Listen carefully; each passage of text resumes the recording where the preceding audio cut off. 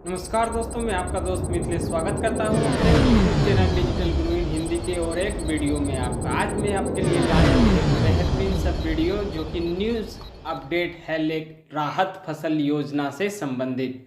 तो ये latest update क्या है, तो इस लेटेस्ट अपडेट को जानने से पहले आप हमारे वीडियो में बने रहें और हमारे अगर नए व्यूअर्स हैं तो हमारे चैनल को सब्सक्राइब जरूर से ज़रूर कर लें, क्योंकि मैं हमेशा से ही राहत फसल योजना से जुड़ी अपडेटेड न्यूज़ लाते रहता हूं अपने इस यूट्यूब चैनल पे। साथ ही साथ डिजिटली जो ज्ञान होते हैं वो भी मैं लाते रहता हूं।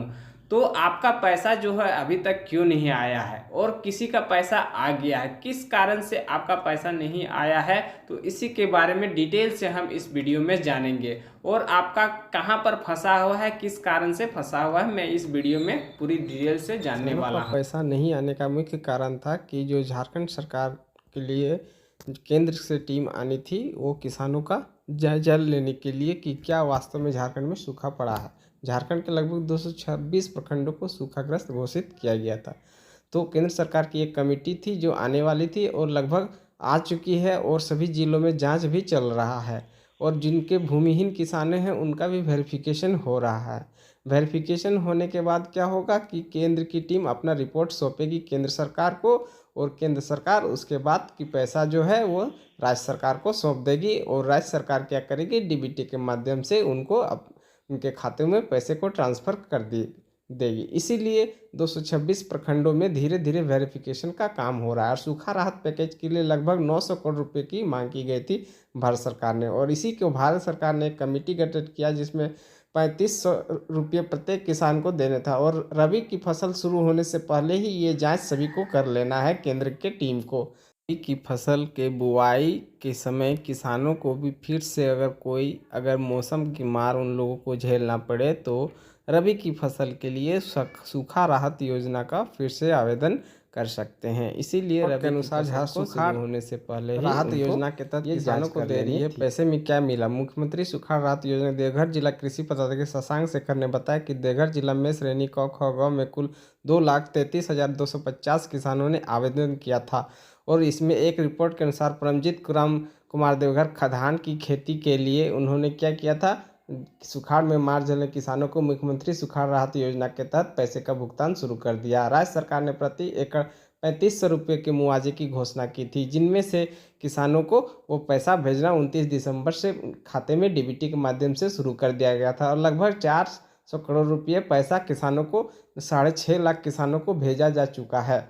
लेकिन कुछ किसानों का है कि वो अभी तक पैसा नहीं आया है, कुछ का वेरिफिकेशन चल रहा है और कुछ का वेरिफिकेशन नहीं हुआ है, और कुछ का जो एप्लीकेशन था वो रिजेक्टेड कर दिया गया। आगे रिजेक्टेड होने का क्या कारण है तो वो अपने स्टेटस में चेक कर सकते हैं। हमारे द्वारा स्टेटस चेक करने का भी वीडियो बना दिया गया है, आप उस वीडियो को देखकर हमारे अपना स्टेटस चेक कर सकते हैं। और दरअसल इस योजना का लाभ देने के लिए किसानों को 3 श्रेणी में बांटा गया था। वैसे किसान जिन्होंने खेती में बीज गिराया था लेकिन बारिश नहीं होने के कारण रोपनी नहीं कर सके, उन्हें श्रेणी क में रखा गया। देवघर जिले में इस श्रेणी का चयन लगभग 2,75,000 किसानों का इसमें हुआ था, और किसानों ने रजिस्ट्रेशन किया। वही श्रेणी ख में वैसे किसानों को रखा गया जिन्होंने खेत में बीज गिराया, रोपनी भी किया, लेकिन बारिश ना होने की वजह से 33% से ज़्यादा उनका नुकसान हो गया, और 65,300 किसानों ने इसके लिए आवेदन किया था।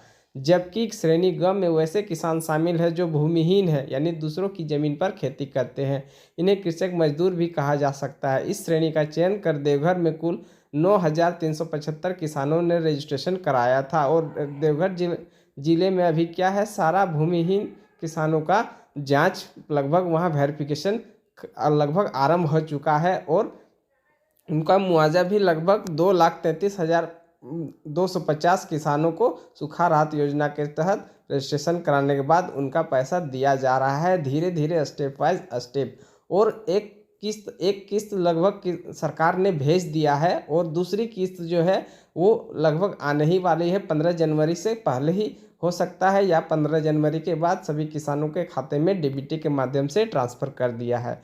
अगर कुछ किसानों का कहना है कि उनके जो डॉक्यूमेंट है वो गलत अपलोड हो गए हैं, तो वो फिर से डॉक्यूमेंट को अपलोड कर सकते हैं। लेकिन जिन किसानों का रिजेक्ट हो गया है तो रिजेक्ट होने के बाद अब उसका कोई उपाय नहीं हो सकता है वो फिर से रबी फसल के समय फिर से अपना आवेदन करके अपना सही सही डॉक्यूमेंट दे सकते हैं। और इसीलिए मैं किसानों से आग्रह करता हूं कि अपना डॉक्यूमेंट को आप सही तरीके से भरें या ऑपरेटर्स को कहें कि आप सही तरीके से हमारे डॉक्यूमेंट को अपलोड कीजिए।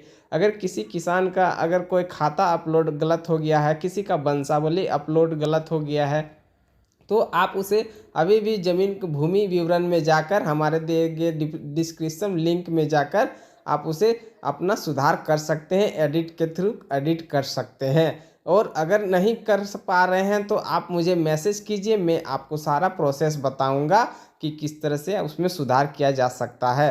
तो इस तरह से दोस्तों किसान राहत योजना के तहत दिन भी किसानों को कोई भी दिक्कत है तो आप हमें कमेंट सेक्शन में ज़रूर बताएं, मैं उनका सॉल्यूशन आपको प्रोवाइड करवाऊंगा।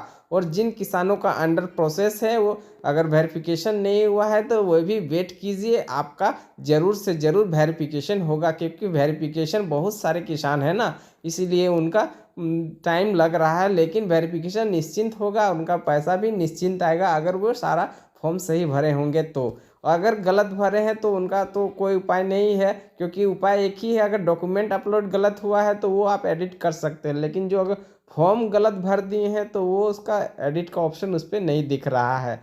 इसीलिए किसान भाइयों अगर वेरीफाइड हो चुका है कुछ का नहीं हुआ है तो आप वेट कीजिए, मैं हमेशा आपके लिए इसी तरह का अपडेटेड न्यूज़ लाते रहता हूं। और हमारे चैनल को एक बार फिर से सब्सक्राइब कर लें अगर नहीं किए हैं तो, और बेल नोटिफिकेशन को जरूर से जरूर